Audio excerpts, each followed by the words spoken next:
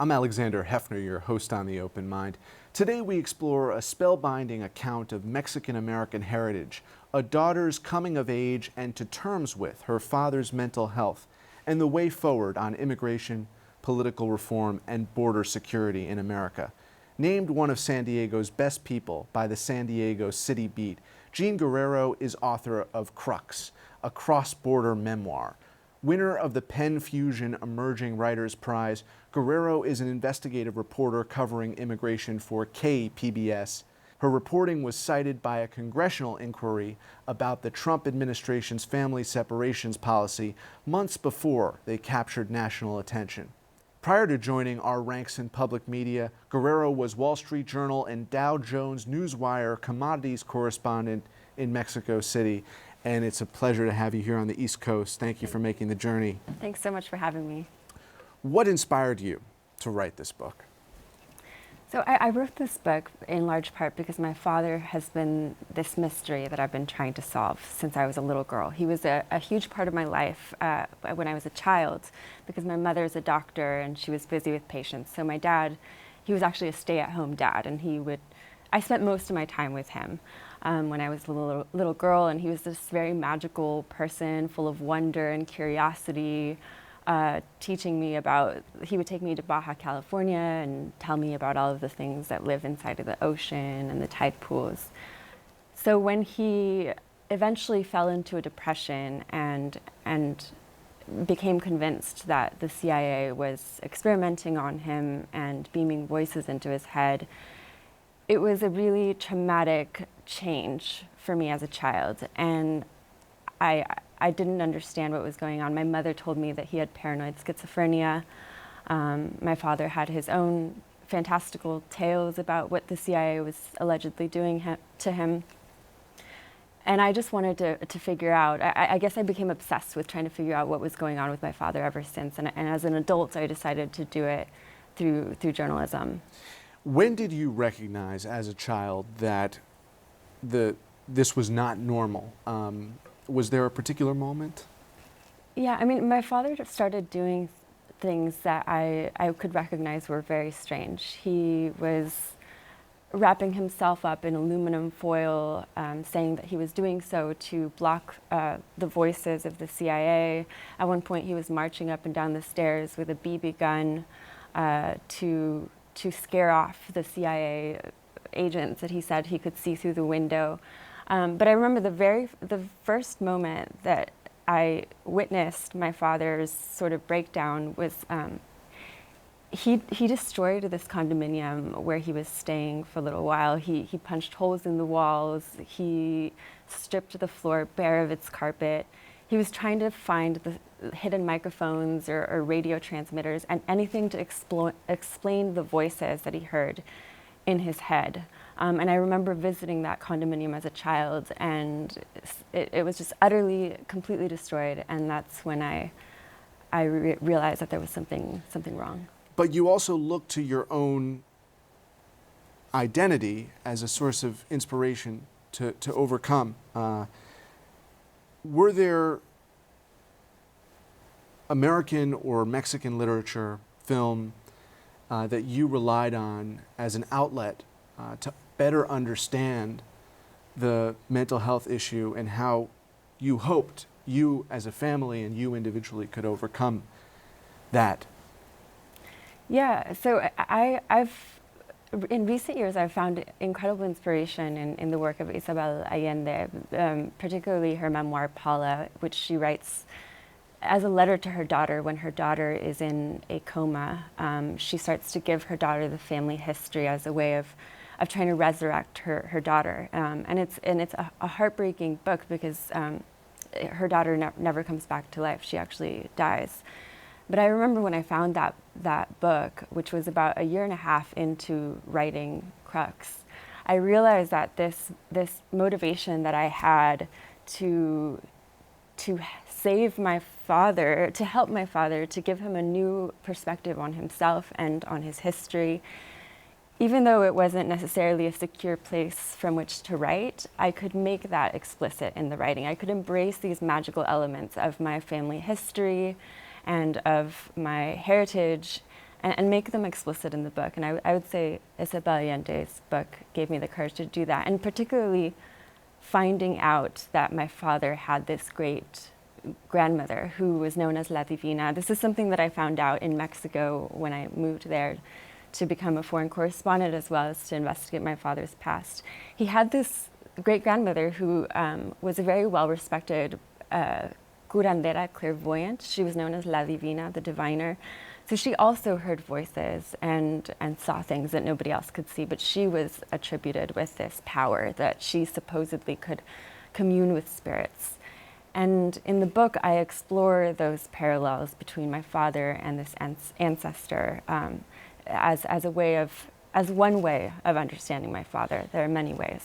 That's really one of the most fascinating pieces of this. Many of us have grandmothers or abuelitas who are dear to us. So retracing that ancestry, did it place your father ultimately in the final analysis in more of a common shared world of the fantastic that you found yourself as a news reporter divergent from, or did you ultimately reconcile those two worlds in a way that was transcending the medical issues, but speaking to the influence of story and storytelling in Mexican culture, which if you read your book, or Cuban culture in the case of Richard Blanco, you'll find that pretty resonant.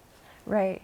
Yeah, for me, one of the things that I discovered through the writing of Crux was that I didn't have to have just one answer, that I could actually have the multiple interpretations for what was going on with my father, and that this realization that reality can be contradictory, that contradictory things can be true at the same time to some extent, it was really helpful for me to come to that realization. And how about American tolerance of medical issues versus the Mexican appreciation of that magical realism as it's manifested in our lives, not just on the pages of literature?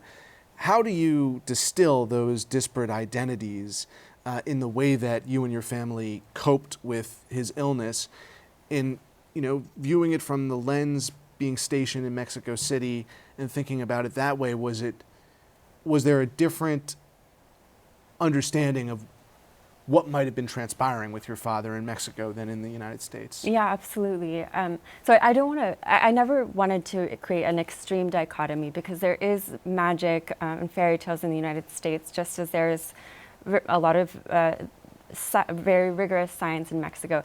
However, yes, this realization that my father had these sort of magical elements to his personality came to me in Mexico, also because he was doing things without even knowing about this ancestor. He created this garden of curative crops, and he's like, I went to visit him a few times, and he had a cupboard full of potions and powders and tinctures, things that he was making out of these plants that he was, and this healing aspect was very much a part of my great grandmother's life. She was a curandera as well as a clairvoyant, a healer.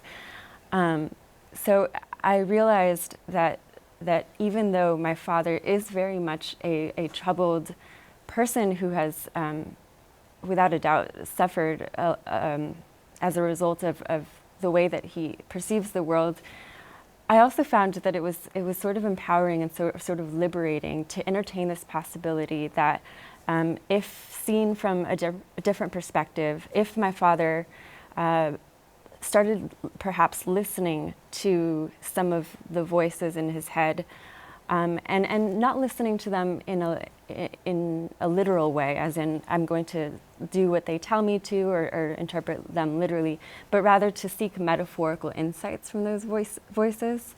I felt like that could potentially liberate him from those voices. There's actually a group called Intervoice that I explore in the book of people who have auditory hallucinations, and they reject the diagnosis of schizophrenia.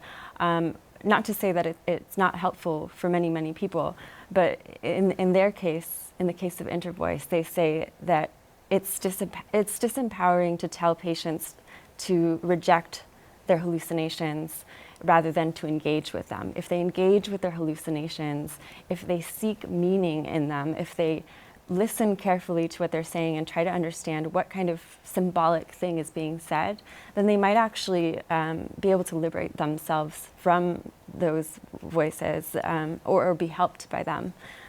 The two American representations that came to mind reading your book were A Beautiful Mind and Better Call Saul. I just wanted to give you an open forum if you've seen that movie or that show, because the tinfoil and the hallucinations, those are unifying themes here. Have you seen or read about those American perspectives on schizophrenia? I've seen The Beautiful Mind, and I definitely, it definitely resonated with me because of the fact that my father embodies these dichotomies. He was very much, he is a brilliant person in a way. Like, he always saw through to the mechanics of everything. He could align brakes, he could fix broken pipes. But then there was this dark side of it where he would do things like tap my mother's telephone line. He would use this instinctive knowledge of electromagnetism to do things like that. And then when he was talking to me about his theories about what the CIA was doing to him, he would always use scientific explanations. When I would press him and say, how do you know that these are not hallucinations? He would say, well, because, whenever I would touch a piece of metal, the currents that they were sending through me would dissipate into that metal. He would do these experiments to prove what was going on. So there was an element of brilliance. Since you do courageously grapple with this, I would be very interested in your reaction to Better Call Saul, but we'll leave that as it is right now because there's some common themes. You write here about your journey to La Ciudad de Mexico. I moved to Mexico City on September 30th, 2010. My father's country had never been bloodier. Drug cartels were diversifying their portfolios with human trafficking, murder for hire, and kidnappings for ransom. My job was to report out of the coffee plantations and cocoa farms where corpses accumulated in clandestine graves. Today in this country we have a president and executive branch that is constantly alluding to that fear. How do you look at that fear today from 2010 now to 2018? Right. So actually that portrait of Mexico, that was actually what attracted me to Mexico in the first place, because my father was always, from the time that I was a very small child, always encouraging me to push past the boundaries of the known, the safe, the familiar. And so when he became absent from my life, I sort of tried to recapture him by conjuring him in myself. And eventually that led me to Mexico, which was extremely appealing to me because of the opportunities that I felt it presented for covering things like human rights violations. But this portrait of Mexico as this place of criminals and rapists that is coming out of our administration, that's very different from the way that I have seen Mexico throughout my life. Although when I was a child, there was a time when my mother would always say, you can't go to Mexico, it's very unsafe. You said it terrified you. It terrified me. When I was a small child, I was terrified of Mexico because of the fact that my mother was telling me that it was a place of criminals, that it was a very unsafe place, and also because I went into southern Mexico with my father as a child when he was smoking crack. And so I like had these associations in my mind between Mexico and the darkness of my father. But exploring— You're also a child, so it would terrify any child, Mexican, Right. American, whoever, to Right. be in those circumstances. But Right. continue. But this journey that I went on of discovering my father through Mexico and researching the history of Mexico and being a reporter in Mexico made me realize that even though my father is this person that many would say is detached from reality, he also gave me my journalistic instincts. I think that the instincts that drive journalistic curiosity and madness are very similar. I think that they both are rooted in this sort of restlessness of mind. And I think that my fascination with Mexico that was rooted somewhat in fear actually opened my eyes to a lot of the layered and complex realities that exist within Mexico. Let's talk about the geopolitical situation on which you report regularly and virally. From your perspective, what would be the most effective way to handle the border situation based on your expertise having reported this out for the last 5-6 years? Well, one thing I've seen, and just from my conversations with sources repeatedly, everyone tells me that no matter how strong and impermeable we make the wall, people are so desperate leaving the conditions of violence in Central America that they're going to find ways across, whether it's under the wall, as we're seeing in San Diego. We have so many tunnels as deep as 90 feet under the fence. Very sophisticated tunnels. And then, or sometimes you see people, increasingly you see people going across through the ocean. You see people using drones to get stuff over the fence. So there's always ways to get around barriers. What I've heard and what I've, what my sources tell me is that if you really want to stop the problem of illegal immigration to the United States, you need to address the problem at the source. And the source involves, poverty, extreme problems of violence that are rooted in impunity and corruption at the governmental levels. And so you need to somehow hold governments accountable in Central America and Mexico as well for some of the problems of impunity that we've seen. And then you also need to provide economic opportunities within those countries. That's what I've heard is a much more likely way to stop the flows that we're seeing. The conservative media, prompted by Donald Trump, insists that this is a crisis at the border. You're adeptly positioned to affirm that or disagree. Is it a crisis? Is there a crisis at the border? I'm talking separate from the family separation issue. So it's really hard to tell because, I mean, from one perspective, it is a crisis because you have people fleeing violence, arriving at the border, trying to get across into the United States legally, presenting themselves at the ports of entry, and increasingly they're being told that the ports are at capacity. So the San Ysidro port of entry in San Diego, it's one of the busiest ports of entry in the world and the busiest in the United States. And they're constantly at capacity now.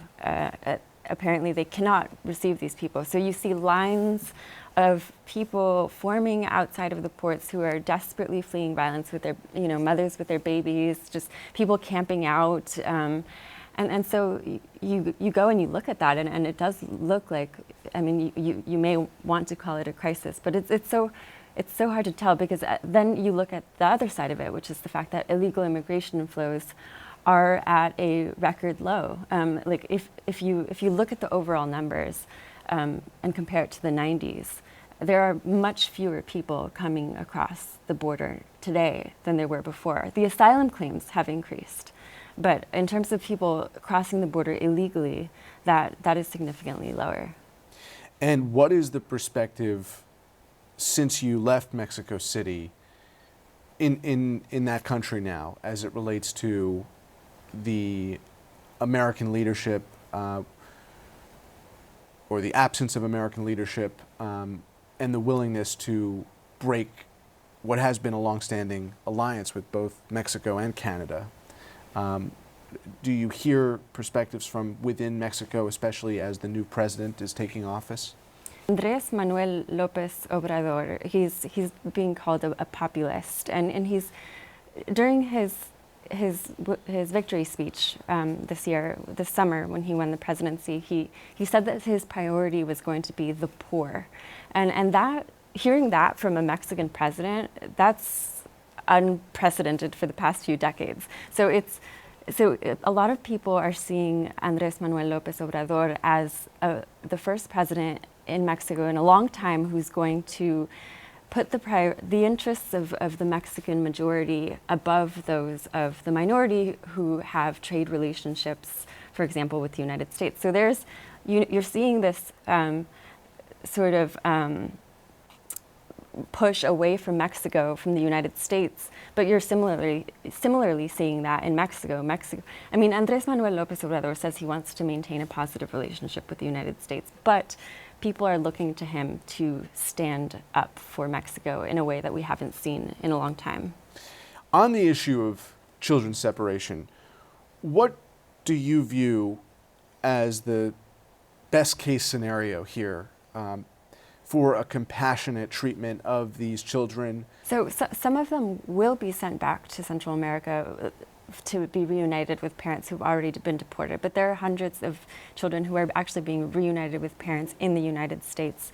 And I would say the best case scenario, there's this perception, I think, that once these families are reunited, the government has done its job and there's a happy ending, or as happy ending as there can be given the circumstances. But in reality, this struggle is far from over, because first they have to go through their asylum process, and a very small minority of asylum claims are actually accepted. But more importantly, the family separation that took place has caused real significant trauma in children and parents as well. This is something that I've seen from talking with families personally, seeing the way that their children have reacted. They're not happy to be reunited. There may have been a moment of happiness from the reunification, and they're happy to have been reunited, but there's significant stress and anxiety of perhaps being separated again. The children are having nightmares, night terrors, very clingy with their parents, crying, anger. There's a lot of anger because small children don't realize that their parents were not at fault necessarily. So the ACLU, the American Civil Liberties Union, is asking a federal judge in San Diego to require the government to provide mental health services to the families that were separated. But we still don't know if that's going to happen. But that's something that I would think would be appropriate, given the significant psychological injury which the government itself has recognized has been done to these small children, to provide mental health services, because there's significant trauma that is associated with this. What did writing this book and your collective body of reporting teach you about how we alleviate the problem at its source, which is the cultural, racialized resentment that enabled a president like Trump to be elected and to sustain power through a bully pulpit of bigotry against Mexicans, calling Mexicans rapists at his first rally? What is the condition that you discern in San Diego, where you report, and maybe more nationally, where we can rectify the difficulty we have today with embracing our country as a nation of immigrants? Or maybe we just should not be manipulated by Donald Trump, because in fact he represents under a third of this country, and that worldview may be backwards, that we're not a nation of immigrants. We are a nation of immigrants, and we're a nation of proud assimilation and integration at our most ideal. Right. Yeah, I think it has to do with empathy, but it also has to do with intellect. My book is this exploration of borders, both literal and metaphysical. And the border, I see it as a perfect opportunity to advocate for curiosity, for pushing past what we know, pushing past our echo chambers, pushing past the familiar into the unfamiliar in quest of truth. And I think that, when you ascribe to one story or one perspective, then you do violence to your concept of reality. You really have to open your mind to the idea that there are other stories and other voices that are worth listening to, and only then can we actually grow as individuals, as societies, as families. When you recognize that that reality is extremely complex and extremely layered, and you're able to entertain these contradictory ideas in your mind. It's a hard thing to do, but it's extremely rewarding when we open ourselves up to that. They are so lucky to have you at KPBS and our public media because that word you use, intellect, this book channels your intellectual honesty on a subject where you just have the warlords and the demagogues. You do something far more sophisticated. Thank you for that. Thank you so much. I really appreciate the time. And thanks to you in the audience. I hope you join us again next time for a thoughtful excursion into the world of ideas. Until then, keep an open mind. Please visit the Open Mind website at 13.org/openmind to view this program online or to access over 1,500 other interviews. And do check us out on Twitter and Facebook at Open Mind TV for updates on future programming.